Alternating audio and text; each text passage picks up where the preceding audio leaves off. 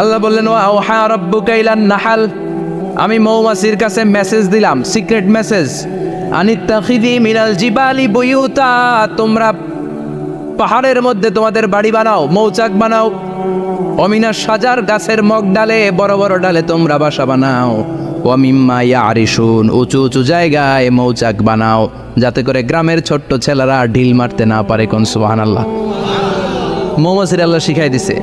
নিচু জায়গায় কোনোদিন মৌমাছির বাসা দেখবেন? নিচু জায়গায় সহজে নাগাল পাওয়া যায়, ধরা যায়। কথা কন, ডাল বেয়ে মগ ডালে ওটা লাগে মধু খাইতে চাইলে। চিল্লায় বলেন ঠিক কিনা? আল্লাহ সিক্রেট মেসেজ দিলেন আর বললেন আনিত্তাখিদি। আলেম যারা আছেন বলেন তো, ইত্তাখিদি এটা কি মুজাক্কারের সিগা না মুয়ান্নাসের সিগা? কথা কইতে হবে। কেউ নাই এটার উত্তর দেওয়ার মতো। মুয়ান্নাস, মাশাআল্লাহ, এটা স্ত্রীবাচক শব্দ। আল্লাহ মৌমাছিকে যে মেসেজ করছে পুরুষ মৌমাছিরে কয় নাই, এটা নারী মৌমাছিরে কইছে। চিল্লা এখন সুবহানাল্লাহ। এখন গবেষণা করে দেখা গিয়েছে কার্ল ভন ফ্রিচ, একজন অস্ট্রিয়ান বিজ্ঞানী, উনি এটা নিয়ে গবেষণা করে 73 সালে 1973-তে নোবেল পেয়ে গেছে। এই আয়াতের উপর গবেষণা করে আল্লাহ কেমন করে সিক্রেট মেসেজ দিয়েছেন, কেমন করে মৌমাছি মৌচাকের বাসা বাঁধে, কেমন করে মধু আহরিত হয়, এটার উপর গবেষণা করে উনি একটা বই লিখেছেন, দ্য ডান্সিং বিজ। নেচে যাওয়া মৌমাছিগুলো, নাচতে নাচতে যেতে থাকা মৌমাছিগুলোর উপর একটা বই লিখে, দ্য ডান্সিং বিজ লিখে উনি নোবেল প্রাইজ পেয়েছেন এই মধুর উপরে। চিল্লায় পড়েন আল্লাহু আকবার। এখন কোরআনের আয়াত থেকে বোঝা গেল আনিত্তাখিদি মিনাল জিবালি বুয়ুতা, আল্লাহ নারী মৌমাছিকে বলেছেন মৌচাক বানাও, তোমাদের মধু রাখার জন্য বাসা বানাও। কার্বন ফ্রিজ গবেষণা করে পেয়েছে মৌচাকের বাসা বানানো হয়, মধু আহরণ করা হয়। যেই মৌমাছিটা নেতৃত্ব দেয় এটা পুরুষ মৌমাছি নয়, এটা হলো মহিলা মৌমাছি। কোন সুবহানাল্লাহ। পুরো মৌচাকের মধ্যে মধু আহরণ, মধু নেওয়া, পুরো প্রসিডিউরটা সারার জন্য কোনো পুরুষ মৌমাছি লিডিং দেয় না, লিডিং দেয় একটা নারী মৌমাছি, স্ত্রী মৌমাছি।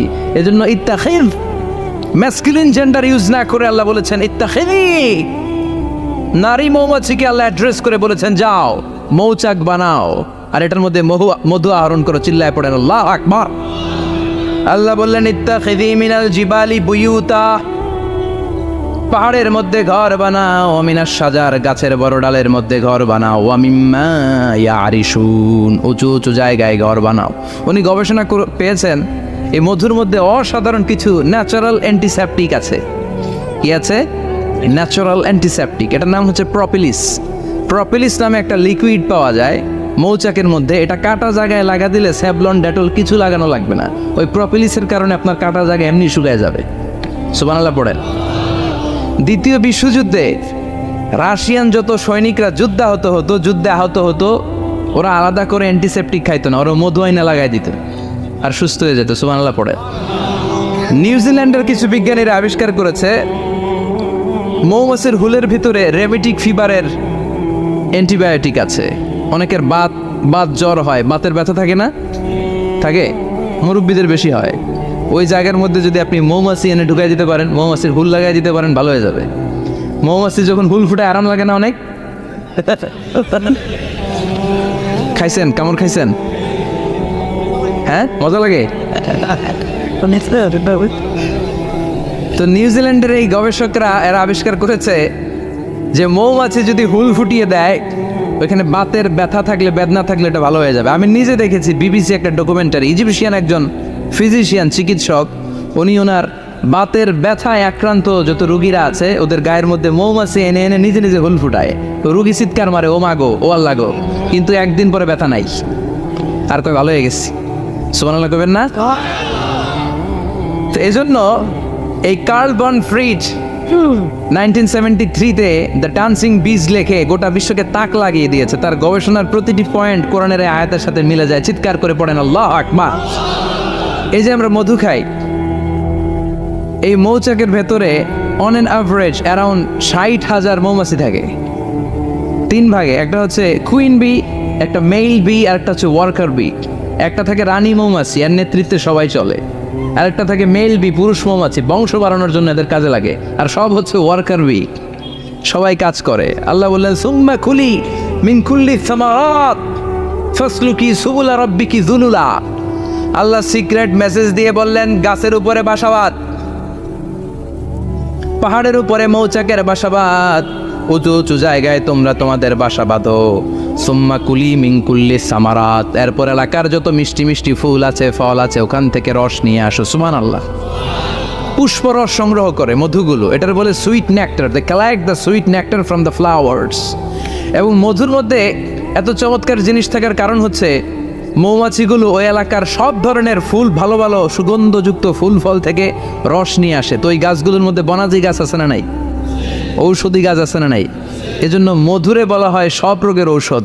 যত বনাজি ঔষধি গাছের নির্যাস আর পুষ্পরস আছে সব আল্লাহ মধুর ভিতরে ঢুকায়া মধুকে আল্লাহ ন্যাচারাল ভ্যাকসিন বানিয়ে দিয়েছেন। চিল্লায়ে পড়েন আল্লাহু আকবার। আল্লাহ বললেন সুম্মা কুলি মিন কুল্লি সামারাত, সব ফল আর ফুল থেকে নেকটার পুষ্পরস নিয়ে আসো। ফাসলুকি সুবুলা রাব্বিকি যুলুলা, যেমন যেমন গিয়েছিলা পথ চিনায় আবার ফিরে আসো। ইয়াখরুজু মিন বুতুনিহা শারাব, এরপর তাদের পেট থেকে বের হয় শারাব। মুখতালিফুন আলওয়ানু, এক একটা মধুর কালার হয়ে যায় এক এক রকম। কোন সুবহানাল্লাহ। সরষে ফুলের মধু একটু সাদা সাদা হয় না? আমি হচ্ছি মধু খাওয়ার পোক। আমি দেশে বিদেশে যেখানে গিয়েছি ফ্রেশ হানি আমি অনেক খুঁজেছি। ইয়ামানি একটা মধু পাওয়া যায়, ইয়ামানের সাওয়াহিলি এলাকায়, পাহাড়ি এলাকায়, একেবারে কুচকুচে কালো। আবার অনেক মধু আছে কিছুটা খয়েরি এবং হলুদ বর্ণের, কিন্তু সরষে ফুলের যে মধুটা এটা অনেকটা সাদা। এই পুষ্পরস নিয়ে মৌমাছিগুলো মৌচাকের মধ্যে ঢেলে দেয় না, এগুলো খেয়ে ফেলে। প্রত্যেকটা মৌমাছির পেটের ভেতরে আল্লাহ 2টা করে স্টোমাক দিয়েছে, পাকস্থলী। সুবহানাল্লাহ পড়ে। এটাই কার্ল ভন ফ্রিচ দ্য ডান্সিং বিজ বইয়ের মধ্যে লিখেছে গবেষণায়, যে 2টা পাকস্থলী। একটা পাকস্থলী দিয়ে মৌমাছি খায়, নিজে খেয়ে বাঁচে, আরেকটা পাকস্থলী দিয়ে এই ফ্লাওয়ার নেক্টার পুষ্পরস সংগ্রহ করে ওই পাকস্থলীতে রাখে। ওই পাকস্থলীর ভেতরে আল্লাহ একটা ন্যাচারাল এনজাইম দিয়েছেন, ওই এনজাইমের সাথে ওই পুষ্পরসটা মিক্সড হয়। তারপরে আরেকটা টিউব আছে, ওই টিউব দিয়ে মৌমাছি যে সে বাসার মধ্যে মৌমাছি যে সেখানে সাপ্লাই করে দিয়ে আসে, মধু ঢুকিয়ে দিয়ে আসে। চিল্লায় পড়েন সুবহানাল্লাহ। তার মানে বিষয়টা এমন না ফুলের রস নিয়ে মৌচাকের দিয়ে আসলো, ফুলের রস সে নেয়, তার স্পেশাল একটা স্টোমাকের মধ্যে ঢুকায়, সেখানে এনজাইম দিয়ে পাচক রস দিয়ে আল্লাহ এটাকে সমৃদ্ধ করে দেয়। তারপর আলাদা একটা নল দিয়ে টিউব দিয়ে মৌচাকের ভেতরে ঢুকিয়ে দেয়। কোন সুবহানাল্লাহ। কি অসাধারণ পদ্ধতিতে আল্লাহ মধু বানালেন। আর কি সুন্দর মধু হাতের মধ্যে লয়া জিব্বা দিয়া চাটে আর গান গায়, মধু হই হই বিষা বাইলা। আছে না নাই? আল্লাহ শুকরিয়া নাই? মধু খায় আর গান গায়, মধু হই হই বিষা বাইলা, অনহারণে ভালোবাসার দাম নদিলা। আছে না নাই? ডাকাই তাই মধু খেয়ে শুকরিয়া করতে হবে কার? বসো, চিৎকার করে বলেন শুকরিয়া করতে হবে কার? আল্লাহ বললেন ইয়াখরুজু মিন বুতুনিহা, এটা মধু সরাসরি চলে আসে না, ওর পেট থেকে বের হয়। মুখতালিফুন আলওয়ানুহু, বিভিন্ন রঙের মধু আছে না নাই? ব্ল্যাক কালারের মধু হয়, হোয়াইট হানি হয়, অর্গানিক হানি হয়, ক্রিমড হানি হয়। কত ধরনের মধু যে আল্লাহ পৃথিবীতে রেখেছে তার ইয়ত্তা নাই। এরপর আল্লাহ বললেন ফিহি শিফাউন লিন্নাস, মধুর ভেতরে শিফা দিয়েছে কে? এজন্য বিশ্বনবীর খাদ্য তালিকার মধ্যে মধু আছে না নাই? বিশ্বনবী সুগন্ধযুক্ত ওলা মধু খেতেন, দুর্গন্ধযুক্ত ওলা কোনো মধু মুখে নিতেন না। সুবহানাল্লাহ। বিশ্বনবীর জামানায় মাগাফির নামে একটা মধু ছিল, দুর্গন্ধযুক্ত, এটা কখনো বিশ্বনবী মুখে নিতে চাইতেন না। সুগন্ধযুক্ত মধু সবসময় বিশ্বনবী খেতেন। বিশ্বনবীর স্ত্রীরা এই সুগন্ধিযুক্ত মধু বোতলের মধ্যে প্রিজার্ভ করে রাখতেন বিশ্বনবীকে দেওয়ার জন্য। বিশ্বনবী প্রাণ ভরে এগুলো পান করতেন। সুবহানাল্লাহ। বিশ্বনবী যে সমস্ত খাদ্যগুলো পছন্দ করতেন হাদিসে এসেছে, বিশ্বনবী রুটি খেতেন, খেজুর খেতেন, খেজুর, খেজুর চিনেন? বালাহ, তামার, দুধ খেতেন, এই মধু খেতেন, জব খেতেন, বার্লি খেতেন, লাউ খেতেন, রুম্মান, ডালিম ফল, আনার ফল, আনার চিনেন? আনার, এই আনার খেতে পছন্দ করতেন বিশ্বনবী। মাশরুম খেতেন, মাশরুম, মাশরুম চিনেন? ব্যাঙের ছাতার মতো রেস্টুরেন্টে ইদানিং মাশরুমের স্যুপ পাওয়া যায়, এটা খাবেন। যাদের চোখের জ্যোতিতে সমস্যা, দৃষ্টিতে সমস্যা, খাবেন। হাদিসে এসেছে আল কামআতু মিনাল মান ওয়া মাউহা শিফাউন লিল আইন। মাশরুম হলো মান্না সালোয়ার মতো খাবার। মাশরুমের স্যুপ যারা খাবে, চোখের জ্যোতি যাদের কম তাদের চোখের জ্যোতি বাড়িয়ে দিবে কে? বুখারীর বর্ণনা, কানা রাসূলুল্লাহ ইউহিব্বুল হালাওয়া ওয়াল আসাল, বিশ্বনবী মিষ্টান্ন খেতে বড্ড পছন্দ করতেন, আবার বিশ্বনবী বেশি বেশি মধু খেতে পছন্দ করতেন। সুবহানাল্লাহ। কোরআনে দুইটা জিনিসের ক্ষেত্রে আল্লাহ শিফা যোগ করেছেন, যে দুইটা জিনিসের সাথে সম্পৃক্ত হলে শিফা। এক হচ্ছে কোরআন পড়লে শিফা, অনুনাজ্জিলু মিনাল কোরআনি মা হুয়া। আবার কোরআনে এই আয়াতের ক্ষেত্রে বলা হয়েছে শিফা ফিহি শিফাউন লিন্নাস। এজন্য সাইয়েদনা ইবনে মাসউদ এই উম্মাকে উদ্দেশ্য করে বলেছেন, আলাইকুম বিশিফাইন, তোমাদের উচিত দুইটা জিনিস থেকে শিফা নেয়া। এক হলো কোরআন, দুই হলো আসাল মানে মধু। কোন সুবহানাল্লাহ। কোরআন তেলাওয়াত করলে অসুস্থরে সুস্থ করে দেয় কে? সূরা ফাতিহা তেলাওয়াত করলে অসুস্থকে সুস্থ বানিয়ে দেয় কে? আবার মধু খেলে সুস্থ বানিয়ে দেয় কে? মধু খেয়ে প্রশংসা করবেন কার? নাকি মধু হই হই বিষাবাইলা বলবেন এগুলো কখনো? খাঁটি মধু খেতে হবে। খাঁটি মধু চিনার উপায় হচ্ছে এটাতে পিঁপড়া জমে না, এটা ফ্রিজে রাখলে জমাট বাঁধে না, এটাতে দুর্গন্ধ হয় না। এক গ্লাস পানির মধ্যে এক ড্রপ মধু ছেলে দিলে এটা পানির সাথে না মিশে একেবারে নিচে চলে যায়। খাঁটি মধু খেতে হবে। তাহলে ফিহি শিফাউন লিন্নাস, কত কিছু দিয়ে জানলে এটাকে সমৃদ্ধ করেছেন। এটার মধ্যে গ্লুকোজ আছে, এটার মধ্যে সুক্রোজ আছে, ফ্রুকটোজ আছে, প্রোটিন আছে, মিনারেলস আছে, ক্যালসিয়াম আছে, ভিটামিন আছে। খাইলেই শরীর গরম হয়ে যায়। সুবহানাল্লাহ। এজন্য শীতকালে বেশি বেশি খাবেন, জাম্পাল লাগবে না। শীতকালে মধু খেয়ে রাত্রেবেলায় বের হবেন, আর মাফলার পেঁচিয়ে বেরোয়া লাগবে না। সুবহানাল্লাহ পড়েন। তার মানে আল্লাহ বললেন ইয়াসিন ওয়াল কোরআনিল হাকিম, বিজ্ঞানময় কোরআনের কসম। কোরআনের ভেতরে বিজ্ঞান আছে না নাই? বিজ্ঞানের কথা এই তো শুরু করলাম, আজকে সারা রাত বিজ্ঞানের কথা বলবো।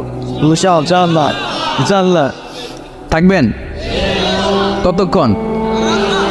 হ্যাঁ, স্লোগান দেন লিল্লাহি তাকবীর। এরপরে আল্লাহ বললেন, গোলাম ওয়া ইন্না লাকুম ফিল আনআমি লাইবরা, প্রাণীকুলের দিকে নজর করে তাকাও। প্রাণীকুলের মধ্যে আমি তোমাদের জন্য নিদর্শন রেখেছি। নুসকিকুম মিম্মা ফি বুতুনিহি, এই প্রাণীকুলের পেট থেকে একটা চমৎকার জিনিস আমি বের করে দেই, এটার নাম হচ্ছে দুধ। এটা কি? দেখেন, একই আয়াতের মধ্যে আল্লাহ মধুর কথাও বললেন, আবার দুধের কথাও বললেন। দুধটা কিভাবে হয়, উৎপন্ন হয়, মধু কেমনে হয়, ইঞ্চি ইঞ্চি কথা এই কোরআনের ভেতরে তুলে ধরলেন কে? আল্লাহ বললেন মিমবাইনি ফারসিউ আদামিল লাবানা, গোবর আর রক্তের মাঝখান দিয়ে আমি দুধ বের করি। সুবহানাল্লাহ পড়েন। আমরা যাই এই গাভীর ওলান টানা শুরু করি সকালবেলা বিসমিল্লাহ বলে, কিন্তু কেমনে যে এটা আসে ওইদিকে নজর নাই। ডাকাত বিসমিল্লাহ বলে শুরু করে না, দুধ খাই আলহামদুলিল্লাহ পড়ে না, আছে না নাই? আল্লাহ বলেন মেকানিজমটা শোনো কেমনে আমি খাওয়াই। আল্লাহ বললেন মিমবাইনি ফারসিউ আদামিল লাবানা, গোবর আর রক্তের মাঝখান দিয়ে আমি দুধ বের করে দেই। সুবহানাল্লাহ। গরু যে ঘাস খায়, এই ঘাস থেকে রক্ত হয় আর গরুর গোবর হয়। পেটের একদিকে থাকে গোবর, আরেক দিকে থাকে রক্ত। রক্ত দুর্গন্ধ, গোবরও দুর্গন্ধ। রক্তও না পাক, গোবরও না পাক, এই দুই না পাক আর দুর্গন্ধের মাঝখান দিয়ে সুগন্ধযুক্ত দুধ বের করে দেয় কে? আল্লাহ বললেন মিমবাইনি ফারসিউ আদামিল লাবানা, গরু যে খাবারগুলো খায় ওই খাবারের এক পাশ দিয়ে গোবর হয়ে যায় আর এক পাশ দিয়ে রক্ত হয়ে যায়, মাঝখান দিয়ে দুধ বের করে দেয় কে? What a amazing mechanism of discharging milk from animal's body. What a amazing mechanism. একদিক দিয়ে গোবর দুর্গন্ধ, আরেক দিক দিয়ে ঘাস খাওয়ার কারণে রক্ত হয়, মাঝখান দিয়ে দুধ বের হয়ে যায়। সুবহানাল্লাহ। আবার বাছুর ছাড়া দুধ পাওয়া যায় না। গাভী আছে কার কার? হাত তোলেন তো। বাছুর ছাড়া দুধ পাওয়া যায়? শুধু গাভী, বাছুর নাই, দুধ আসবে? আবার এই যে বিশাল বড় ওলান, 20 কেজি দুধ দেয় প্রতিদিন, এই ওলান কাটলে দুধ পাওয়া যায়? এক ফোঁটা দুধও ওলানটা কেটে টুকরা টুকরা করলে আপনি পাবেন না। এটা আলাদা মেকানিজম। এটা ভিতর থেকে একটা নির্যাস, বাছুর নিয়ে দুইটা ঢু মারবেন, ওই নির্যাস দিয়ে দুধ বেরোতে থাকবে গোবর আর রক্তের মাঝখান দিয়ে। চিৎকার করে পড়েন আল্লাহু আকবার। এজন্য বিশ্বনবী বলতেন বেশি বেশি দুধ খাও। দুধ হলো সুষম খাদ্য। পৃথিবীতে আবিষ্কৃত যত খাবার আছে, দুধের চাইতে ভালো খাবার আছে নাকি? কথা কন। মানুষ পানি খেয়ে 3-4 দিন বাঁচে জানেন, আর পানির মধ্যে লবণ দিলে 7-8 দিন বাঁচতে পারবেন। আর দুধ পাইলে আজীবন বাঁচবেন। দুধ খেয়ে যদি হজম করতে পারেন, দুধ খেয়ে হজম করতে পারলে আজীবন বেঁচে যাবেন। সুষম খাদ্য। বিশ্বনবী যে রাতে মেরাজে যাবেন, সিদরাতুল মুনতাহা পার হওয়ার পরে বিশ্বনবীর পরীক্ষা শুরু হলো। বিশ্বনবীকে বুখারীর বর্ণনা 3টা গ্লাস দেয়া হলো। কাদাহ ফিহি লাবান, এক গ্লাসের মধ্যে দুধ ছিল। ওয়া কাদাহ ফিহি আসাল, আরেক গ্লাসের মধ্যে ছিল মধু, আরেক গ্লাসের মধ্যে ছিল মদ। কাদাহুন ফিহি খামার। বিশ্বনবীকে 3টা গ্লাস দিয়ে বলা হলো, নবী চুজ করেন কোনটা নেবেন।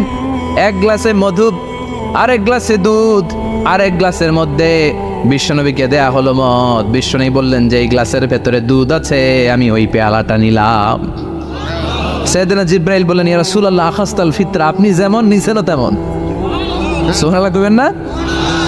বিশ্বনবী দুধ খেতে পছন্দ করতেন, আর বিশ্বনবী বলতেন আলাইকুম বি আলবানিল বাকার, বেশি বেশি গরুর দুধ খাবা। ফাইন্নাহা তুরাম্মু মিনাল আশজার, কেননা এটা সবুজ লতা পাতা ঘাস পাতার নির্যাস। গরু কি খায়? ঘাস খায় না? এই ঘাসের নির্যাস হচ্ছে দুধ। বিশ্বনবী বলতেন বেশি বেশি দুধ খাবা। ফিহি শিফা, এর মধ্যে শিফা আছে। ফি লাবানিহা শিফা ওয়া লুহুমিহা দা, গরুর দুধে আছে শিফা, গরুর গোশতের মধ্যে আছে রোগ। সুবহানাল্লাহ। কত বড় ফিলোসোফার বিশ্বনবী। বিশ্বনবী বলে গিয়েছেন গরুর দুধ বেশি খাও, কিন্তু গোশ বেশি খাইও না। আর আমরা গরুর গোশ পাইলে কোপায় ফেলাই। সাদা ভাত আর ঝাল গরুর মাংস যদি হয়, ওই যে অনেকের জিহ্বায় পানি চলে আসছে। সুবহানাল্লাহ কইবেন না? বিশ্বনবী বলতেন দুধ খাও, গোশ খাইও কম। গরুর গোশত কম খাবা, গরুর দুধ বেশি খাবা, সুস্থ রাখবে কে? আবার বিশ্বনবী মায়েদেরকে বলেছেন, ও মায়েরা, সন্তান হওয়ার পরে 2 বছর দুধ খাওয়াবা। আল্লাহু আকবার। والوالدات يرضعن أولادهن حولين كاملين لمن أراد أن يتم الرضاعة। সন্তান যারা পেয়েছো মায়েরা, বোনেরা, 2 বছর দুধ খাও, সন্তানকে সুস্থ রাখবে কে? আল্লাহ। বাচ্চা ডেলিভারির পরপরই আল্লাহ তাআলা মায়ের বুকে একটা দুধ দেয়, এটাকে বলে শাল দুধ। এটা হচ্ছে বাচ্চার জীবনের প্রথম প্রাকৃতিক টিকা। সুবহানাল্লাহ কয় না? এটা বেবির জীবনে ন্যাচারাল প্রাকৃতিক টিকা, প্রতিষেধক আল্লাহ দিয়ে দিয়েছে। আপনার বাচ্চাকে টিকা দিন, স্লোগান আছে না? 5টা 7টা টিকা দেওয়া লাগে, প্রথম টিকাটা আল্লাহ নিজেই ফ্রি দিয়ে দিছে। এটা শাল দুধের ভেতরে পাওয়া যায়। এজন্য বাচ্চাকে শাল দুধ খাওয়াতে হবে, তার ব্রেনের গ্রোথ হবে, সে শক্তিশালী হবে, সে দেশপ্রেমিক হবে, সে আল্লাহওয়ালা হবে। চিল্লা এখন ঠিক কিনা? যে মায়েরা বাচ্চারে দুধ খাওয়ায়, ওই বাচ্চারা মায়েরে ভালোবাসে বেশি। আর যেই মা গুলো বাচ্চারে দুধ না খাওয়ায় আর ডানু খাওয়ায়, আর কি কি আছে? হরলিক্স আর সিরালেক, কমপ্লিট। যারা এগুলো খাওয়াবে, ডানু খাওয়াবে, যারা ল্যাকটোজেন খাওয়ায়, যারা বুকের দুধ খাওয়াতে চায় না কোনো কারণ ছাড়া, 2 বছর বাচ্চারে দুধ দিতে চায় না, এই বাচ্চাগুলো বড় হলে ওই মারে বৃদ্ধাশ্রমে দিয়ে আসবে। কথা কন, কথা কন। এজন্য মায়েরা, বোনেরা, সন্তান হলেই তাকে বুকের দুধ দিয়ে আল্লাহর পক্ষ থেকে যে টিকাটা, এই টিকাটা পেটের ভেতরে ঢুকাই দিতে হবে। চিল্লা এখন ঠিক কিনা? এটা হচ্ছে ন্যাচারাল টিকা। এজন্য আল্লাহ বললেন ইয়াসিন ওয়াল কোরআনিল হাকিম। ইয়াসিন, বিজ্ঞানময় কোরআনের শপথ। কোরআনের মধ্যে বিজ্ঞান আছে না নাই? অভাব নাই। কয়টা শুনবেন? আল্লাহ কসমোলজির কথা বলেছে, অ্যাস্ট্রোলজি কথা। কসমোলজি হচ্ছে সৃষ্টি তত্ত্ব। কসমোলজি কি? সবাই বলেন কসমোলজি কি? আল্লাহ বললেন আওয়ালাম ইয়ারাল্লাযীনা কাফারু আন্নাস সামাওয়াতি ওয়াল আরদা কানাতা রাতকান ফাফাতাকনাহুমা। কাফেররা কি দেখে না মহাবিশ্বের সব কিছু একসাথে মিলে ঝিলে ছিল, বিশাল এক বিস্ফোরণের মাধ্যমে আমি মহাবিশ্ব তৈরি করেছি। সুবহানাল্লাহ। আদিতে, শুরুতে কিন্তু সব আকাশ, বাতাস, জমিন, চন্দ্র, সূর্য, নক্ষত্র, গ্রহ, নীহারিকা পুঞ্জ, গ্যালাক্সি, ব্ল্যাক হোল, সব কিছু মিলেমিশে একসাথে ছিল। এটার ঘনত্ব ছিল খুব বেশি। মহাবিশ্বের সব কিছু ছিল একটা বিন্দু। এটাকে বিজ্ঞানীরা নাম দিয়েছে দ্য সিঙ্গুলারিটি, মহা একত্ব। এরপর একটা প্রচণ্ড বিস্ফোরণের মধ্য দিয়ে মহাবিশ্ব সৃষ্টি হয়েছে।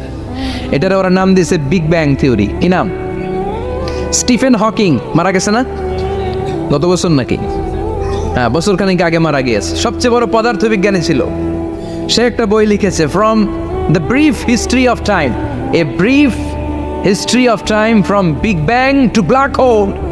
সেখানে সে প্রমাণ করেছে কোরআনের এই আয়াত, কানাতা রাতকান, মহাবিশ্বের সব কিছু একটা বিন্দু ছিল। চাঁদ, সূর্য, গ্রহ, তারা সব কি ছিল? কথা বলেন, সবাই বলেন।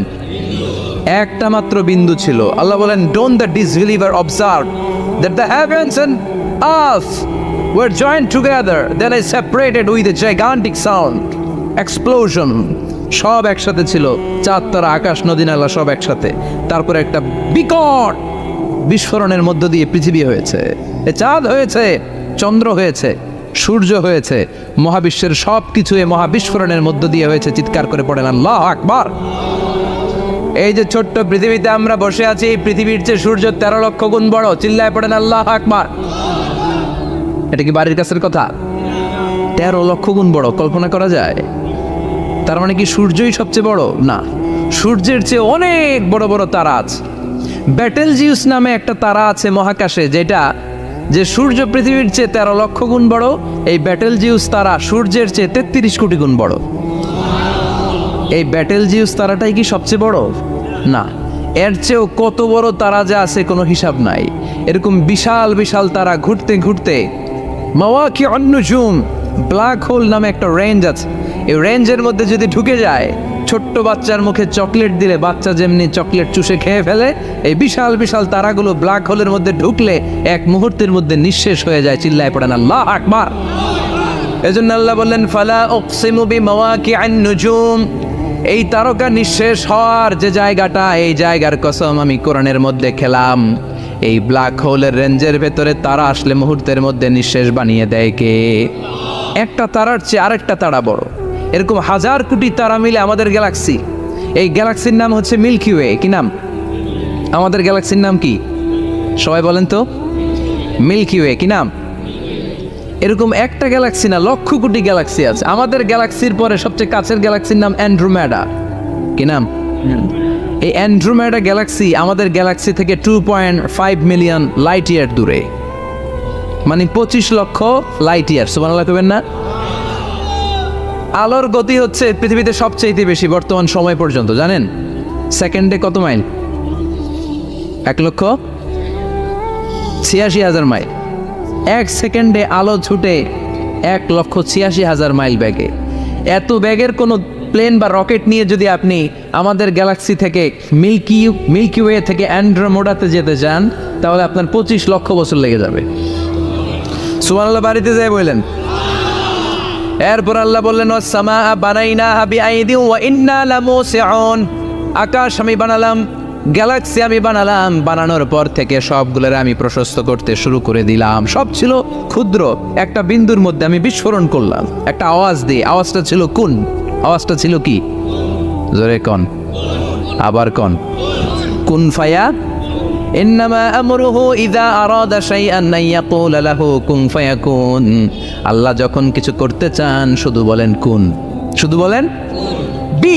কোন মানে বি, ইট ওয়াজ, এটা হয়ে যায়। হ্যাঁ, বলতে দেরি। এই মহাবিস্ফোরণের নেপথ্যে যে শব্দটা ছিল সেটা ছিল কুন। সেটা ছিল কি? আল্লাহ কুন বলতে দেরি, মুহূর্তের মধ্যে বিগ ব্যাং, বিশাল এক্সপ্লোশন, তারপর থেকে মহাবিশ্ব ছড়াচ্ছে। আল্লাহ বলছেন এই কোরআনের ভেতরে বলে দিয়েছেন ওয়া ইন্না লামুসিউন, আমি এই মহাবিশ্বকে, এই গোটা ইউনিভার্সকে আমি প্রতিনিয়ত সম্প্রসারিত করছি। প্রতিনিয়ত এটা বড় হচ্ছে, সম্প্রসারিত হচ্ছে। চিল্লায় বলেন আল্লাহু আকবার। আজ থেকে মাত্র 20 বছর আগে এটা তারা আবিষ্কার করেছে। এটা কোন সাল? 2000। 20 বছর পেছনে গেলে কত? 1998, তাই না? এই 1998 সালে তারা আবিষ্কার করেছে সুপারনোভা কসমোলজি প্রজেক্ট। এই সুপারনোভা কসমোলজি প্রজেক্টে তারা এই সিদ্ধান্তে এসেছে যে মহাবিশ্ব কোন নামক এক বিস্ফোরণের পর থেকে যে সম্প্রসারিত হচ্ছে, আজ পর্যন্ত এটা শুধু বাড়ছে আর বাড়ছে, অ্যাক্সেলারেটিং হচ্ছে, এক্সপান্ডিং হচ্ছে, এটা কমছে না। কিয়ামত পর্যন্ত এটা বাড়তেই থাকবে। চিৎকার করে পড়েন আল্লাহু আকবার। এজন্য আল্লাহ বললেন ইয়াসিন ওয়াল কোরআনিল হাকিম, বিজ্ঞানময় প্রজ্ঞাময় কোরআনের শপথ। এই কোরআনের ভেতরে আমি কসমোলজির কথা বলেছি, অ্যাস্ট্রোলজির কথা বলেছি, জিওলজির কথা বলেছি, ফিজিক্সের কথাও বলেছি। সুবহানাল্লাহ। ফিজিক্স মানে কি? পদার্থ। পদার্থের সবচেয়ে বড় উপাদান হচ্ছে লোহা। লোহার কথা কিন্তু কোরআনে নাই। আছে? কই আছে? হ্যাঁ, সূরাতুল হাদিদ, লোহার নামে একটা সূরাই দিয়েছে আল্লাহ কোরআনে। সুবহানাল্লাহ পড়বেন না? সূরার নাম সূরাতুল হাদিদ। সূরার নাম কি? চিল্লায় বলেন, সূরার নাম সূরাতুল হাদিদ, হাদিদ মানে লোহা। আল্লাহ বললেন ওয়া আনজালনাল হাদিদা ফীহি বাসুন শাদীদ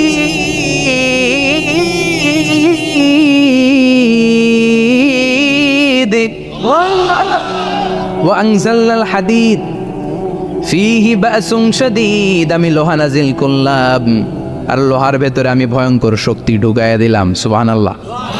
ফিহি মানাফিউ লিন্নাস, লোহার ভেতরে মানুষের জন্য অনেক কল্যাণ আছে। সুবহানাল্লাহ। লোহা ছাড়া পৃথিবীতে কিছু হয়? আংটি বানাতে লোহার দরকার আছে না নাই? ঘড়ি বানাতে, গাড়ি বানাতে, বাড়ি বানাতে, মোবাইল বানাতে, হেলিকপ্টার, প্লেন, রকেট, মাইকের স্ট্যান্ড। সুবহানাল্লাহ।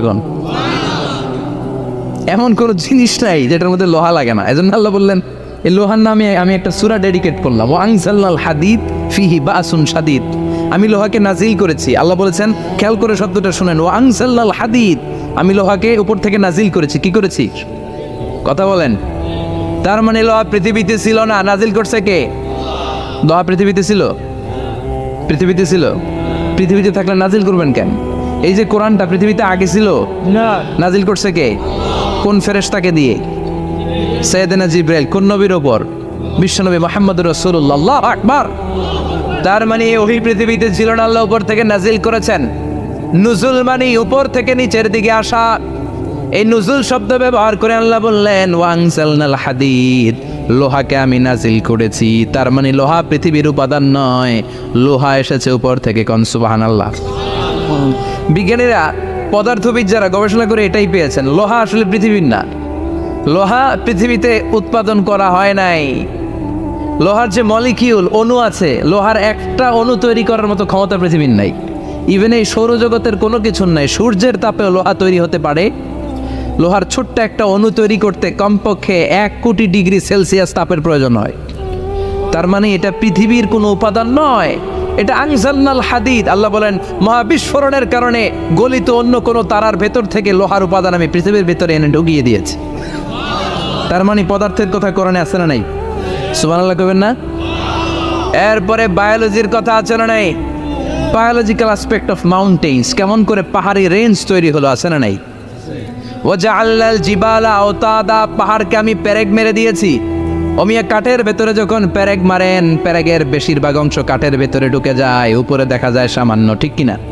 তো লোহা যদি আল্লাহ পেরেক মারেন, উপরে যা দেখা যায় এটা সামান্য, আসল পাহাড় তো মাটির নিচে। সুবহানাল্লাহ কইবেন না? আসল পাহাড় কোথায়? পেরেক যদি কাঠের মধ্যে ঢুকিয়ে দেন, পুরো পেরেকটা কাঠে ঢুকে যায় না, উপরে দেখা যায় কদ্দুর? সামান্য। পাহাড়ের যা আপনি দেখেন এটা তো পেরেকের মাথা, পুরো পাহাড়টা আল্লাহ জমিনের ভেতরে গেড়ে দিয়েছেন। চিল্লায় পড়েন আল্লাহু আকবার। আবার আল্লাহ বললেন অমিনাল জিবালি জুদাদুম বিদু ওয়া হুমরুম মুখতালিফুন আলওয়ানু, আছে না নাই?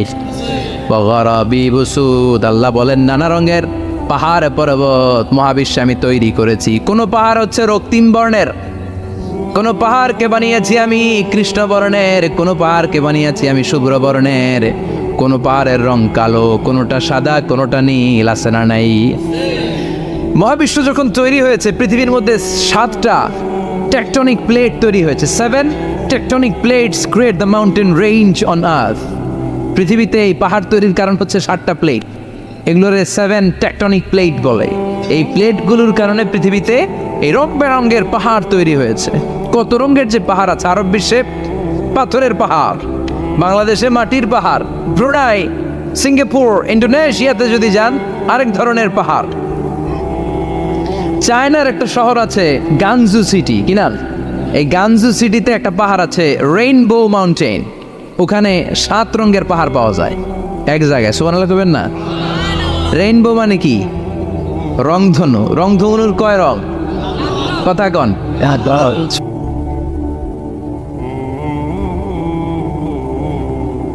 ছোটবেলায় আমরা মুখস্থ রাখতাম বেনিয়া সহ গলা, বেতে বেগুনি, নিতে নীল, হাতে আসমানি, শতে সাদা, হতে হলুদ, কতে কালো, লাতে লাল। সুবহানাল্লাহ নাই? মনে রাখার কি অসাধারণ পদ্ধতি!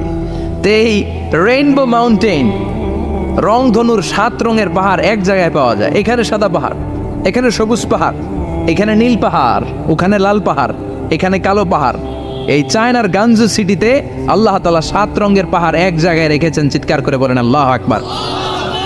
তার মানে বায়োলজির কথাও কোরআনের ভেতরে আছে না নাই? এরপর আল্লাহ বললেন কেমন করে আকাশ থেকে আমি পানি নাজিল করে, এটাও কোরআনে আছে না নাই? আমরা ছোটবেলা পড়েছি ওয়াটার সাইকেল, হাইড্রোলজিক্যাল সাইকেল, কেমন করে সূর্যের তীব্রতা সাগর থেকে পানিকে জলীয় বাষ্প করে উপসে নেয়, উপরে নিয়ে সেটাকে পুঞ্জীভূত করে দেয়, ঘনীভূত করে দেয়, মেঘ হয়ে যায়, সেখান থেকে ঝিরিঝিরি ঝিরিঝিরি বৃষ্টি পড়ে, আছে না নাই? আর ওই বৃষ্টির গান আমরা গাই, এই বৃষ্টি ভেজা রাতে তুমি চলে যেও না। ওই বৃষ্টি পেয়ে আল্লাহর কাছে দোয়া করে না? বিশ্বনবী বলেন রহমতের বৃষ্টির নিচে দাঁড়িয়ে কেউ যদি হাত তুলে দোয়া করে, ওই দোয়া কবুল করে কে? আবার আকাশের মধ্যে মেঘের ঘনঘটা দেখলে বিশ্বনবী পেরেশান হয়ে যেতেন, হয়রান হয়ে যেতেন, আর আল্লাহর কাছে বলতেন আল্লাহ এই মেঘ দিয়ে তুমি আমাদেরকে আযাব দিও না, তুমি আমাদেরকে গজব দিও না, তুমি আমাদেরকে শেষ করে দিও না, এই মেঘ থেকে তুমি আমাদেরকে রহমতের বৃষ্টি দাও। পড়ে আমিন। বৃষ্টি দেখলে বিষ্ণু বলতেন আল্লাহুম্মা সাইয়িবান নাফিআ ইয়া গাউসু আগিসনা গাউসান মুগীসান মারিয়ান মারিয়ান নাফিআন গায়রা দার আজিলান গায়রা আজিল। হে আল্লাহ এই বৃষ্টি থেকে তুমি ঠান্ডা রহমতের পানি দাও। কি দাও? আল্লাহ মেঘে দে পানি দে, ছায়া দে রে তুহু, আল্লাহ মেঘে দে, পড়েন পড়েন, আল্লাহ মেঘে দে পানি দে, ছায়া দে রে তুহু, আল্লাহ মেঘে দে। এই ওয়াটার সাইকেলের কথা আল্লাহ বলেছেন। আলাম তারা আন্নাল্লাহ ইউসজি সাহাবান, কাফের নাস্তিক যেগুলো সমাজের আবর্জনা খড়কুটা, ওরা কি দেখে না কেমন করে আমি বাতাসকে জলীয় বাষ্প করে আকাশে তুলি, বায়ুমণ্ডলে নিয়ে যাই, সুম্মা ইউআল্লিফু বাইনাহুম, জলীয় বাষ্পগুলারে তখন আমি ঘনীভূত করি, সুম্মা ইয়াজআলুহু রুকামান, এরপরে আমি মেঘে পরিণত করি, ফাতারাল ওয়াদকা ইয়াখরুজু মিন খিলালিহি, তারপর মেঘের ভেতর থেকে ঝিরিঝিরি ঝিরিঝিরি বৃষ্টি নাজিল করে কে?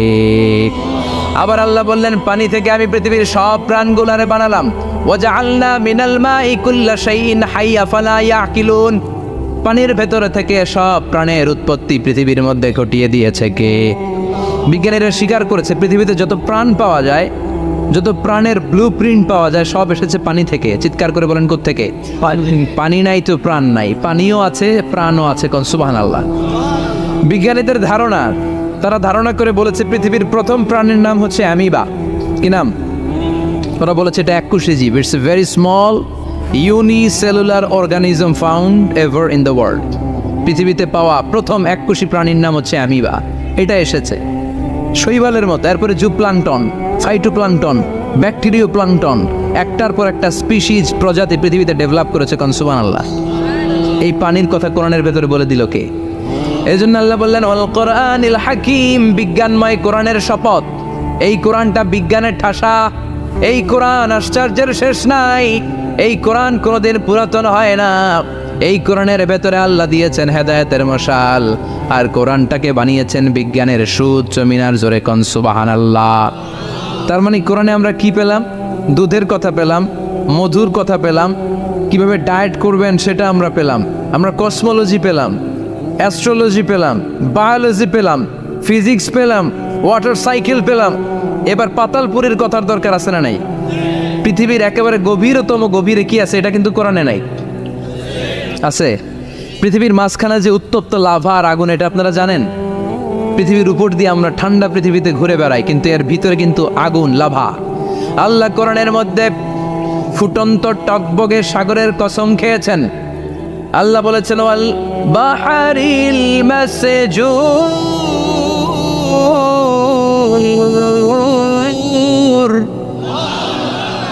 আমি কোরআনের ভেতরে ফুটন্ত টকবগে সাগরের পানির কসম খেলাম। পড়েন সুবহানাল্লাহ। সাগরের পানির ফুটন্ত টকবগে সাগরের পানির কসম। সাগরের পানি আবার ফুটন্ত হয় কি করে? পানি কি হয় ঠান্ডা? পানি কি? কথা বলেন। আল্লাহ পৃথিবীর ভেতরকার কথা চিন্তা করে বলেছেন ওয়াল বাহরিল মাসজুর।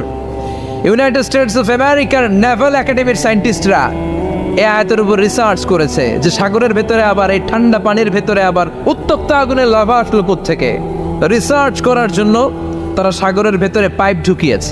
পাইপ ঢুকাতে ঢুকাতে অনেকগুলো লেয়ার তারা পার করেছে। রূপান্তর শিলার স্তর, পাললিক শিলার স্তর, আগ্নেয়গিরির শিলার স্তর, মার্বেল পাথরের অনেকগুলো শিলার স্তর পেরিয়ে যাওয়ার পরে তারা পাইপ ঢুকানোর পরে দেখতে পেয়েছে পাইপগুলো গলে যায়। পাইপগুলো কি হয়? তার মানে ভিতরে কি আছে? গত কয়েক মাস আগে জাপানে কিছু জিওলজিস্ট, ভূতত্ত্ববিদ, তারা গবেষণা করে পৃথিবীর এক মাথা থেকে আরেক মাথায় যেতে চাচ্ছে, মানে প্রতিবাদ স্থান। বাংলাদেশের এখান থেকে ছিদ্র করলে আপনি দক্ষিণ আমেরিকার চিলির সান্টিয়াগোতে যেয়ে উঠবেন। কথা বুঝতে পেরেছেন? তার মানে বাংলাদেশের প্রতিবাদ স্থান হচ্ছে দক্ষিণ সাউথ আমেরিকার চিলির সান্টিয়াগো। আবার ইন্ডিয়া থেকে ছিদ্র করতে করতে পৃথিবীর আরেক মাথা দিয়ে উঠবেন। সুবহানাল্লাহ বলেন। এটা তারা শুরু করেছে, কিন্তু এখনো সফল হয় নাই। ইউএস এর নেভাল একাডেমির সায়েন্টিস্টরা পাইপ ঢুকাতে ঢুকাতে দেখে একটা পর্যায়ে শেষে পাইপ আর ঢুকানো যায় না, পাইপগুলো পৃথিবীর ভেতরে যেতে যেতে গলে গলে পানি হয়ে যায়। সুবহানাল্লাহ কইবেন না? এই রিসার্চ প্রজেক্টের যিনি চিফ, উনি বললেন, bring the water proof pipe from America. America থেকে ওয়াটার প্রুফ পাইপ নিয়ে আস। আমার এমন পাইপ লাগবে গবেষণা করার জন্য যে পাইপ আগুনে জ্বলে না। ওয়াটার প্রুফের মধ্যে আগুন লাগালে আগুন ধরবে? বুলেট প্রুফে বুলেট মারলে বুলেট ঢুকবে? মাননীয় প্রধানমন্ত্রী শেখ হাসিনা যে গাড়িতে করে চড়ে, এটা বুলেট প্রুফ কার? গুলি মারলে ঢুকবে? আবার গুলি মারতে যায় না, 14 গোষ্ঠী উদ্ধার করে ছাড়বে আপনার, খবরদার। তো আমেরিকা থেকে ফায়ার প্রুফের পাইপ নিয়ে আসা হলো। নেভাল একাডেমির চিফ সায়েন্টিস্ট পাইপ ঢুকাতে আরম্ভ করলেন। ঢুকাতে ঢুকাতে পৃথিবীতে কিন্তু অনেকগুলো স্তর আছে। এই যে বালু মাটি, সব কিন্তু বালু মাটি নয়। আপনি খুঁড়তে খুঁড়তে পেয়ে যাবেন পাললিক শিলা, এরপরে রূপান্তরিত শিলা, এরপরে মার্বেল পাথরের শিলা, এরপরে শুরু হবে গরম আগ্নেয়গিরির শিলা। ওই শিলার ভেতরে এমন আগুন আল্লাহ রেখেছে, নেভাল একাডেমির সায়েন্টিস্টরা ফায়ার প্রুফের পাইপ ঢুকাতে ঢুকাতে একটা লেভেল যাওয়ার পরে দেখে যে ফায়ার প্রুফের পাইপও গলে গলে মুহূর্তে পানি হয়ে যায়। তার মানে ভেতরে এমন আগুন আল্লাহ রেখেছে, ওই আগুনের তুলনায় পৃথিবীর আগুনের মতো নয়। ওই আগুনটাই জাহান্নামের আগুন। আবার বিজ্ঞানীরা গবেষণা করে ওই আগুনের মধ্যে মানুষের চিৎকার শুনেছে। এজন্য হাদিসে এসেছে, আল্লাহর ওলিরা, মুমিন বান্দারা মারা গেলে তাদের রূহগুলো আকাশে চলে যায়, ইল্লিনে চলে যায়। আর কাফের মুশরিক আর নাস্তিকগুলো মারা গেলে তাদের আত্মাগুলো পৃথিবীর মাঝখানে সিজ্জিনে চলে যায়। ওই সিজ্জিনের ভেতরে আগুন আছে না নাই? চিল্লায় বলেন। তার মানে পাতালপুরীর কথাও আছে, সাগরের কথাও আছে, আকাশের কথাও আছে। কেমন করে দুনিয়াতে আমরা আসলাম সেটাও আছে। এমব্রয়োলজি, ভ্রূণ তত্ত্বের কথা কোরআনে আছে না নাই? হাত্তা লা ইয়াতাফাসসাদু জাবিনুহু আরাকান, বিশ্বনবীর দাড়ি আর থুতনি বেয়ে ঝরঝর করে পানি পড়তো। আমরা কম্বল গায়ে দিয়ে থাকি আর বিশ্বনবী ঘামে। সুবহানাল্লাহ কইবেন না? এটা কওলান সাকিলা, অনেক ওজনওয়ালা কথা। আবার বিশ্বনবী যখন ওটের উপরে বসে থাকা অবস্থায় কোরআনের আয়াত নাজিল হতো, ওটের বুকটা মুহূর্তের মধ্যে বালুর মধ্যে, জমিনের মধ্যে লেগে যেত। ঘোড়ায় চড়া অবস্থায় বিশ্বনবীর কাছে যখন কোরআন নাজিল হতো, ঘোড়ার পা গুলো মরুভূমির বালুতে দেবে যেত। মাঝে মাঝে বিশ্বনবী সাহাবাদের রানের উপরে, পায়ের উপরে মাথা দিয়ে শুয়ে পড়তেন ক্লান্ত শ্রান্তি। যায়েদ বিন হারেসা, বিশ্বনবীর পালক পুত্র, তার পায়ের উপরে মাথা রেখে বিশ্বনবী একবার কথা বলতে বলতে ঘুমিয়ে পড়লেন। ঘন্টাখানিক ঘুমালেন।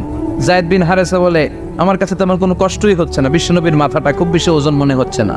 ঘন্টাখানিক পর বিশ্বনবীর চোখ খুললেন, আর খোলা মাত্রই ওনার উপর ওহী কোরআনের আয়াত নাজিল করতে শুরু করলো। কে? যায়েদ বিন হারেসা বলে, যখনই কোরআনের আয়াত নাজিল হতে শুরু করলো, আমার মনে হচ্ছে বিশ্বনবীর মাথাটা 50-60 কেজি ওজন বেড়ে গিয়েছে। বিশ্বনবীর মাথার ওজনে আমার পায়ের রান ফেটে যাবে, আমার পায়ের হাড্ডি ফেটে যাবে, আমার পাটা ভেঙে খান খান হয়ে যাবে মনে হচ্ছিল। তার মানে কোরআনের আয়াত যখন নাজিল হয়, বিশ্বনবীর উপর একটা প্রেশার আছে না নাই? এই জন্য আল্লাহ বললেন, নবী আমি আপনার ভুলে যাই নাই। কাফেররা যেমনি আপনারে গালি দেয় যে আমি আপনারে ভুলে গিয়েছি, আপনার উপর আমি অসন্তুষ্ট, নেভার, অসম্ভব। আমি আপনার উপর কখনো অসন্তুষ্ট নই, বরং আমি ইচ্ছা করি আপনার উপর থেকে প্রেশার কমিয়ে দেওয়ার জন্য কয়েকদিন ইচ্ছা করে আপনার ছুটিতে রাখছি। সুবহানাল্লাহ পড়েন, যাতে করে আবার এনার্জি গায়ে নেওয়ার পরে নতুন করে কোরআনের আয়াত রিসিভ করার জন্য আপনি সক্ষম হন। চিল্লায় পড়তে হবে আল্লাহু আকবার। এজন্য আল্লাহ বললেন, ওয়াদ-দুহা ওয়াল-লাইলি ইযা সাজা মা ওয়াদ্দা'আকা রাব্বুকা ওয়া মা ক্বালা। ওয়ালাল আখিরাতু খায়রুল লাকা মিনাল উলা। এরপর আল্লাহ বললেন নবী ওয়ালাল আখিরাতু খায়রুল লাকা মিনাল উলা, and verily indeed the hereafter is far better for you than this dunya. এই দুনিয়ার চেয়ে আপনার জন্য আখিরাতটা অনেক দামি। খায়রুল লাকা মিনাল উলা, এই দুনিয়ার চেয়ে আখিরাতটা অনেক শ্রেষ্ঠ। এতে আল্লাহ বললেন দুনিয়ার চেয়ে আখিরাত শ্রেষ্ঠ, আর এক আয়াতে আল্লাহ বললেন দুনিয়ার চেয়ে আখিরাত হলো স্থায়ী, ঠিক কিনা? বাল তু'থিরুনাল হায়াতাদ দুনিয়া ওয়াল আখিরাতু খায়রুন ওয়া আবকা। তোমরা দুনিয়ার জীবন নিয়ে পাগল পাড়া হয়ে থাকো, আল্লাহ বললেন দুনিয়ার জীবনের চাইতে আখিরাতের জীবন শ্রেষ্ঠ এবং স্থায়ী, ঠিক কিনা? কার কথা? দুনিয়া স্থায়ী না আখিরাত স্থায়ী? দুনিয়া শ্রেষ্ঠ না আখিরাত শ্রেষ্ঠ? কিন্তু আমরা কোনটার পিছনে দৌড়াই? খালি দুনিয়া দুনিয়া। দুনিয়া কে মজা লে লো দুনিয়া তোমারি হে, কিন্তু জান্নাত কে মজা লে লো জান্নাত তোমারি হে, ওইটা কয় না? আছে না নাই? দুনিয়ার পেছনে পাগল হয়ে আমরা পড়ে থাকি। এই দুনিয়ার জীবনটা একটা মায়াজাল, এটা একটা মরিচিকা। এই মরিচিকা, এই ধোঁকা, এই লালসা আর এই মায়াজালের পেছনে আমরা ছুটছি। ছুটতে ছুটতে হুট করে একবার কবরের ভিতরে ঢুকতে হবে, কথা বলে, তখন আমাদের টনক নড়বে। এজন্য দুনিয়া মুমিনদের জন্য শ্রেষ্ঠ আর স্থায়ী জায়গা নয়। মুমিনের আসল জায়গা হচ্ছে আখিরাত। মুমিনের শান্তি আর কল্যাণের জায়গা হচ্ছে আখিরাত। জান্নাত হচ্ছে মুমিনের শেষ ঠিকানা। চিৎকার করে বলেন ঠিক কিনা? সেটাই বিশ্বনবীরে বললেন নবী, কাফির মুশরিকদের কথা আপনি কান দিবেন না, ওদের কথায় হতাশ হবেন না, নিরাশ হবেন না, হাল ছাড়বেন না, ভরসা রাখবেন কার উপর? কারণ ওয়ালাল আখিরাতু খায়রুল লাকা মিনাল উলা, এই দুনিয়ার জীবন ক্ষণস্থায়ী জীবন, চিরকালীন জীবন হলো আখিরাত। নবীরে কিভাবে আশ্বাস দিতেছে দেখছেন, অ্যাসিউরেন্স করতেছে, কনফার্মেশন। এই সূরাটা যে শান্তির সূরা, মোটিভেশনের সূরা, অনুপ্রেরণার সূরা, ইন্সপাইরেশন যে জায়গায়, প্রতিটা আয়াতে আপনি ইন্সপাইরেশন পাবেন। তো প্রতিটা আয়াতে আপনি উজ্জীবিত হবেন, সজীব হবেন, এনথিউজিয়াস্টিক এন্ড এনার্জেটিক হবেন, আপনি এনার্জি ফিরে পাবেন। আলহামদুলিল্লাহ পড়েন। এরপরে বিশ্বনবীর আরো খুশি করার জন্য আল্লাহ বললেন ওয়ালা সাউফা ইউতিকা রাব্বুকা ফাতারদা। ও নবী, অচিরে এমন এমন জিনিস আমি আপনারে দান করব, এগুলো পেয়ে আপনি খুশি হয়ে যাবে। কে বলে? কারে বলে? শুনতেছেন? বুঝতেছেন? কষ্ট হচ্ছে না তো? ওয়ালা সাউফা ইউতিকা রাব্বুকা ফাতারদা, অচিরেই এমন এমন জিনিস আমি আল্লাহ আপনারে দান করবো। ওরা আপনারে গালি দেয়, ওদের কথা আপনার মন খারাপ, আপনি হতাশ, ভয় পাবেন না নবী, হতাশ হবেন না, নিরাশ হবেন না, আমার উপর ভরসা রাখেন না। এমন এমন জিনিস আমি আপনারে দেব, ফাতারদা, ওগুলো পেয়ে আপনি খুশি হয়ে যাবেন। সুবহানাল্লাহ পড়েন। আল্লাহর কাজই হলো বিশ্বনবীরে খুশি রাখা। Verily I'm gonna give you something that will make you happy. এমন জিনিস আপনারা দেব নবী, আপনি খুশি হয়ে যাবেন। আল্লাহর কাজে হচ্ছে বিশ্বনবীর খুশি রাখা। যেখানে বিশ্বনবীর মন খারাপ, ওইখানে বিশ্বনবীর আল্লাহ আছে না নাই? বিশ্বনবীর উপাধি দিয়েছেন আল্লাহ হাবিবুল্লাহ, কি দিয়েছে? আর সাইয়েদনা ইব্রাহিমের উপাধি খলিলুল্লাহ। দুইজনই আল্লাহর প্রিয়, দুইজনই উলুল আজমি মিনার রুসুল। কিন্তু খলিল মানেও বন্ধু, হাবিব মানেও বন্ধু। খলিল মানে এমন বন্ধু যেই বন্ধু আল্লাহরে খুশি করার জন্য কাজ করে, আর হাবিব মানে এমন বন্ধু যেই বন্ধুরে খুশি রাখার জন্য আল্লাহ নিজেই কাজ করে। কি শান, কি মান এই নবীর, আর ওই নবীরে গালি দেয়। এগুলো জাহান্নামের নরকীট আর পিতৃ পরিচয়হীন জারদ সন্তান। As a father, as a teacher, as a commander, as a lawgiver, as a lawmaker, as a reformer of the society, Muhammad is the Superman of the world. উনি সুপারম্যান, উনি অসাধারণ ব্যক্তিত্ব, আনপ্যারালালড পার্সোনালিটি। ওনার জীবনী নিয়ে পড়া শুরু করলে এটা শেষ হয় না। বিয়ন্ডলেস, বাউন্ডলেস, বটমলেস, এটা তলাবিহীন সাগর। বিশ্বনবীর জীবনী একটা সাগর, কিন্তু সাগরের কি নাই? সুবহানাল্লাহ কইবেন না? এই বিশ্বনবীর খুশি রাখা কার কাজ?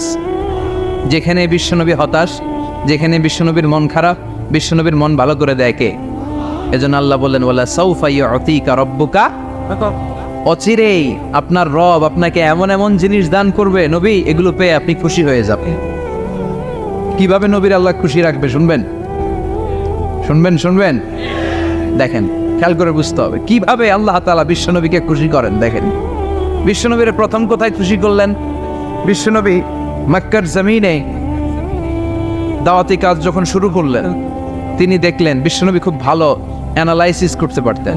তিনি মক্কার সোসাইটিটাকে, সমাজটাকে বিশ্লেষণ করে অ্যানালাইজ করে উনি দেখলেন যে এই মক্কায় দাওয়াতি কাজের একটা শক্ত অবস্থান নিতে হলে 2 লোকের একজন আমার চাই। সুবহানাল্লাহ পড়েন। কি বিশ্লেষণ শক্তি, কি চিন্তা শক্তি!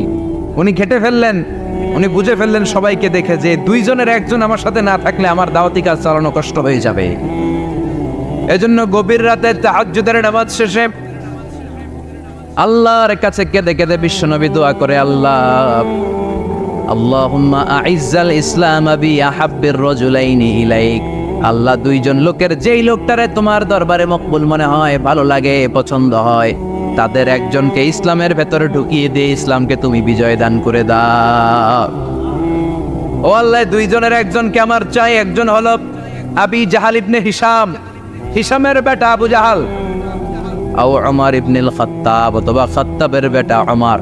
সুবহানাল্লাহ পড়েন। সাথে সাথে দোয়া কবুল করলো কে? কার জন্য করলো? নাকি আবু জাহেলের জন্য? আবু জাহেলের চোখের সামনে পর্দা ছিল, ও পর্দা সরায় না। ওর অন্তরে পর্দা, ও পর্দা উঠে সত্যটা দেখতে চায় না। এজন্য ওর জন্য গোটা বিশ্ববাসীর আছে ঘৃণা। ও যেখানে মারা গেছে, ওর যেখানে জন্মস্থান, ওইখানে সৌদি সরকার ল্যাট্রিন বানাই থুইছে, ঘৃণার প্রতীক। ওইখানে তো অন্য কিছু বানাইতে পারতো, ল্যাট্রিন বানাইতে যাবে কেন? গোটা বিশ্বের মানুষ যায় যেন এটা ভরাই দিয়ে আসতে পারে। কথা বলেন। এই বেয়াদবটার জন্য আল্লাহ দোয়া কবুল করে নাই। ওমরে ফারুক রাগী ছিলেন, কিন্তু সত্য প্রকাশে, সত্য গ্রহণে আপোষহীন। সত্য দেখলেই উনি মেনে নিতেন। এটা জাহেলি যুগে ওনার মধ্যে এই গুণ ছিল। আল্লাহু আকবার।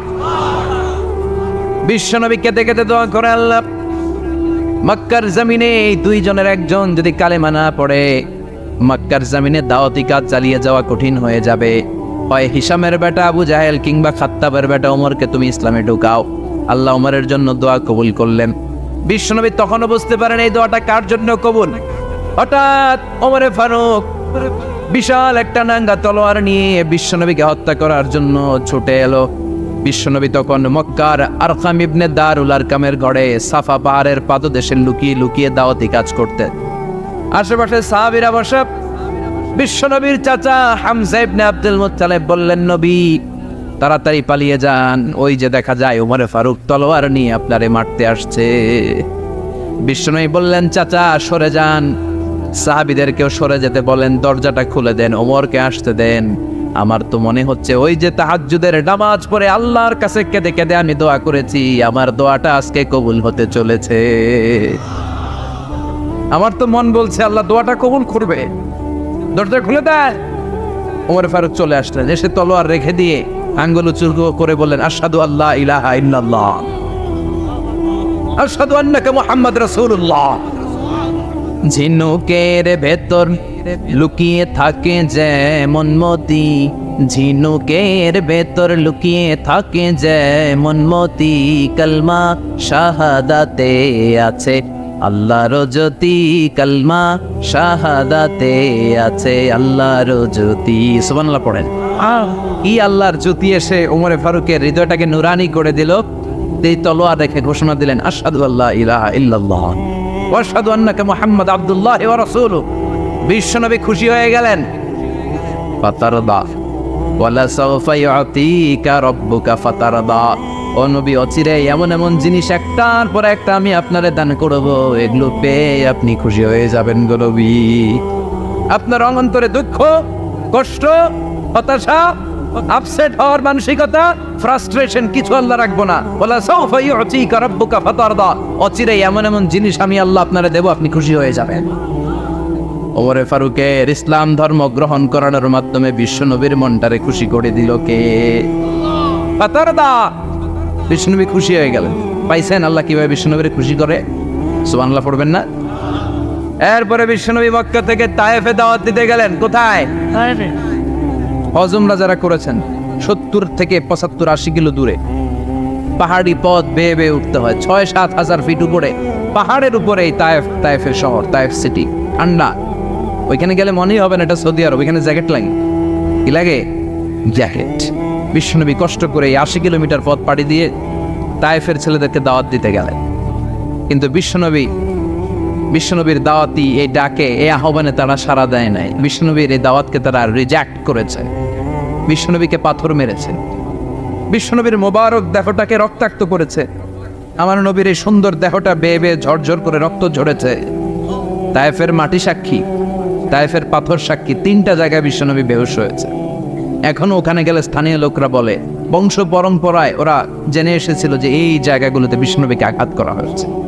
এখনো লোকজন দেখায় এখানে পড়েছিল বিশ্বনবী, ওখানে পড়েছিল, ওখানে পড়েছিল, ওই খেজুর বাগানে বিশ্বনবী লুকিয়েছিল, আজও ওখানে খেজুর বাগানই করে রাখছে। আল্লাহু আকবার পড়েন। খেয়ে না খেয়ে দিন প্রচারের কাজে নিজেকে দিয়েছ বিলিয়ে, তায়েফের কাফিরেরা চিনল না সে আলো, দুষ্ট ছেলেদের পিছু দিল লেলিয়ে, পাথরের আঘাতে ক্ষত বিক্ষত হয়ে সারা শরীর থেকে রক্ত ঝরে। হে রাসূল তোমাকে ভুলি আমি কেমন করে, হাজার ব্যথা বেদনার পরে ফিরে আসনি তুমি আপন ঘরে, দিনের আলো তুমি ছড়িয়ে দিতে চলে গেলে মদিনায় মক্কা ছেড়ে। হে রাসূল তোমাকে ভুলি আমি কেমন করে, হে রাসূল তোমাকে ভুলি আমি কেমন করে। ঠিক কি না? পাথর মেরে বিশ্বনবীকে রক্তাক্ত করা হলো। বিশ্বনবী রক্তাক্ত, বিশ্বনবীর সাহাবা সাইয়েদনা যায়েদ রাদিয়াল্লাহু তাআলা আনহু কুয়া থেকে পানি এনে বিশ্বনবীর গা থেকে রক্তগুলো ছেড়ে ফেলে দেয়।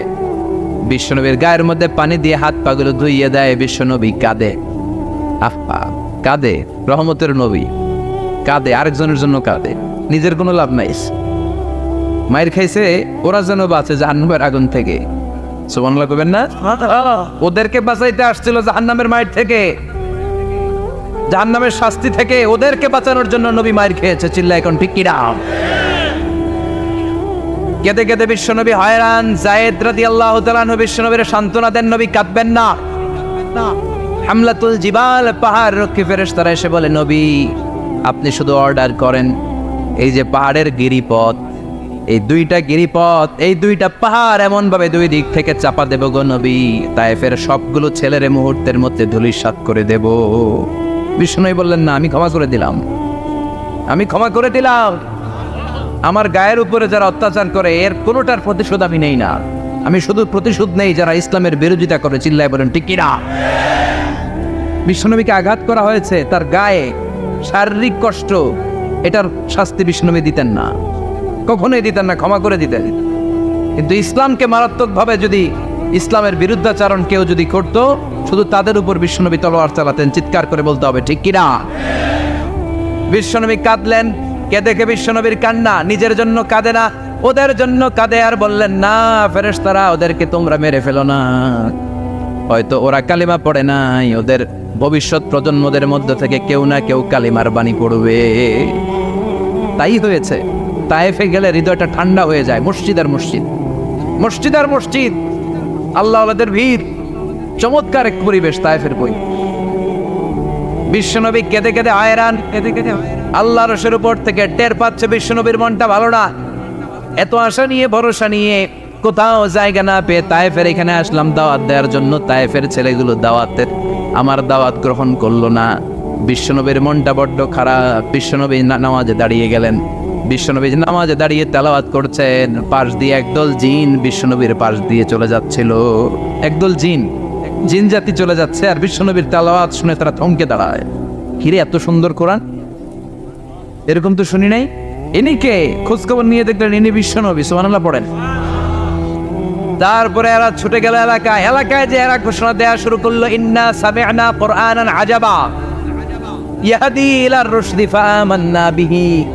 নিশ্চয় আমরা আজীব চমৎকার কোরআন তেলাওয়াত শুনে এসেছি, এই তেলাওয়াত সাধারণ তেলাওয়াত নয়, এই আয়াত দুনিয়ার মানুষের বানানো আয়াত নয়। এই আয়াতগুলো পাঠিয়েছে কে? এই আয়াতগুলো ইয়াহদিল আর রুশদি, হেদায়েতের দিকে মানুষকে পথ দেখায়। তাই আমরা যারা এই তেলাওয়াত শুনেছি, আমান্না বিহি, এই তেলাওয়াত শুনে, কোরআন শুনে, বিশ্বনবীর কণ্ঠে তেলাওয়াত শুনে আমরা সবাই ঈমান এনে মুসলমান হয়ে গেলাম। বিশ্বনবী তখনও জানে না জিনেরা যে মুসলমান হয়েছে। বিশ্বনবী নামাজ পড়ে যখন বসলেন, সাইয়েদনা জিব্রাইল মারফত আল্লাহ বিশ্বনবীরে জানায়, ও নবী হতাশ হন কেন? হতাশ হবেন না, নিরাশ হবেন না, হাল ছাড়বেন না, ভরসা রাখবেন কার উপর? ও নবী হতাশ হন কেন? দাওয়াত দিতে এসেছিলেন তায়েফের যুবকদেরকে, তায়েফের যুবকরা দাওয়াত কবুল করে নাই তো কি হয়েছে? তার বিপরীতে অদৃশ্য জগতের একটা প্রাণী, জিন জাতি, তারা আপনার কণ্ঠের সুন্দর তেলাওয়াত শুনে কালিমা পড়ে মুসলমান হয়ে গিয়েছে গো নবী। বিশ্বনবীরে শোনায় দিলেন, ফাতারদা, বিশ্বনবী আবার খুশি হয়ে গেলেন। ওয়ালা সাউফা ইউতিকা রাব্বুকা, যেখানে বিশ্বনবীর